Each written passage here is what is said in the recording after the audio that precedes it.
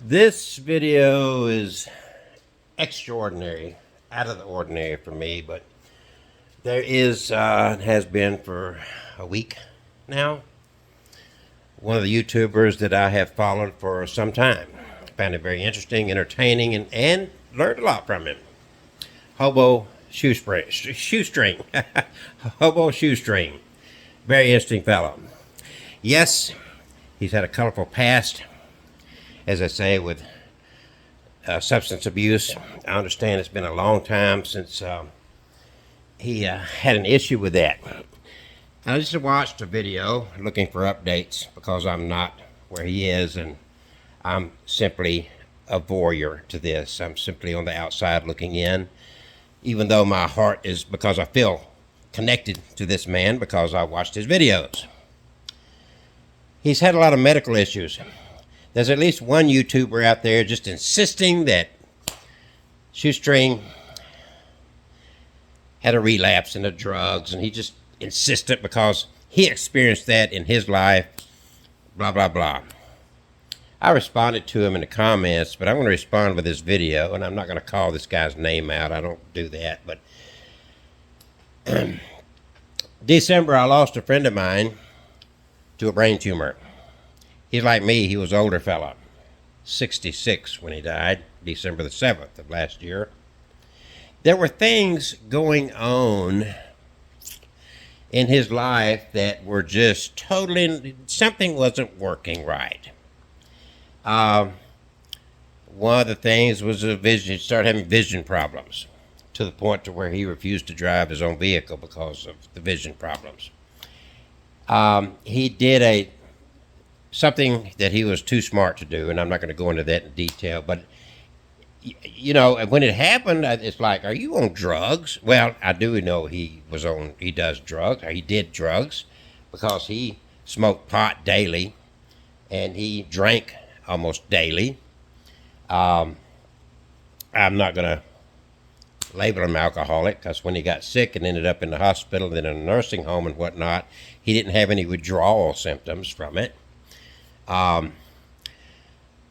Ultimately, and it took him 2 years to finally find out what was going on with him. It's a brain tumor.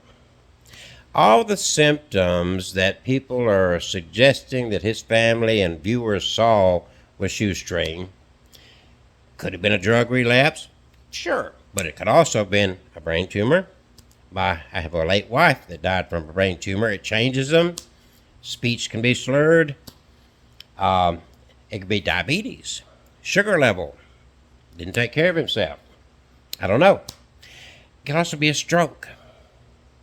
So see, for these armchair fucking people that want to go out here and diagnose somebody they don't know, and they don't have the medical knowledge, the education, or experience, and they're going to come off and they immediately going to insist. And this guy was very insistent that he had a drug relapse. Now, clearly, again, I cannot say he didn't. I know it's been a long time since he had an addiction issue with those things, and I watched him for a long time. I know he's been in and out of the hospital for various reasons. There are side effects to drugs. Dementia can set in some cases. My understanding is that certain drugs, if you're on the verge of something going wrong with you, that when other things go wrong, things can get compounded and can screw you up. So there's a lot of reasons, and nobody knows. I'm not going to suggest I know. I'm simply suggesting that nobody knows what's going on. And to be putting out such garbage as if you're some great authority and you know what's going on, you're not a good person. You're putting shit out there that you don't know anything about, and so I'm calling that out. Okay, we don't know. Don't even know where he is. Don't know the details. Now, the one thing I agree with this guy said was that, and I'm sure that the authorities are doing it, going around. There's surveillance cameras everywhere and see if they can track his movement. Fine, they may be doing that as we speak. They have to knock on doors. They have to, see if these people will share. If not, they got to get a subpoena to get the information. Then they got to go through it. It's a time-consuming process, and I don't know how much personnel they're dedicating to this search. So I hope he's found okay, but after this length of time, the concerns get deeper, and his totally abnormal. Even when he was a drug addict and drinking, I don't think he just went totally AWOL to where he didn't take his bucket and his hat and all that, but I don't know. And I don't mind admitting I don't know, and I'm not going to theorize what happened, because that doesn't do any good. It doesn't get anywhere. False information gets spread, and rumors start, and people think they know something they don't know.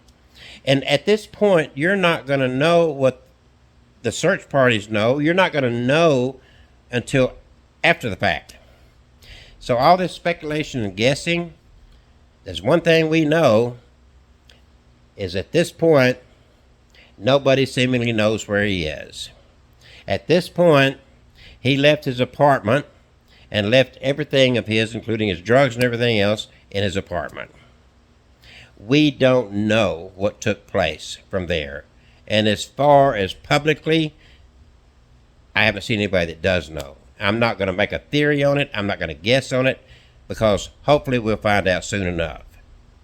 And it could be anywhere from, there's been people been arrested, been pulled over by a cop, and they were having sugar problems, low sugar. You see what I'm saying? And the cop insisted they were drunk or something.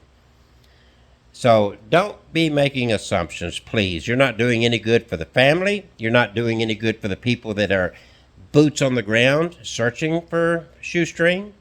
You're confusing the situation, and that's not right. So I'm calling anybody out that's trying to suggest anything. You're premature and you don't know. Admit you don't fucking know. That'd be nice, because you don't know.